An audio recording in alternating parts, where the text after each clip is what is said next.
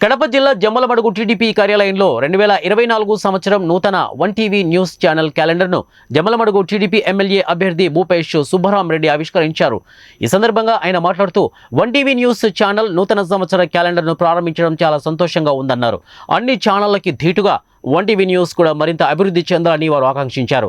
ప్రజలకు, ప్రభుత్వానికి 1 TV news channel వారధిగా వార్తలను అందించాలని తెలిపారు. 1 టీవీ న్యూస్ యాజమాన్యానికి మరియు సిబ్బందికి, ప్రేక్షకులకు భూపేష్ రెడ్డి శుభాకాంక్షలు తెలిపారు.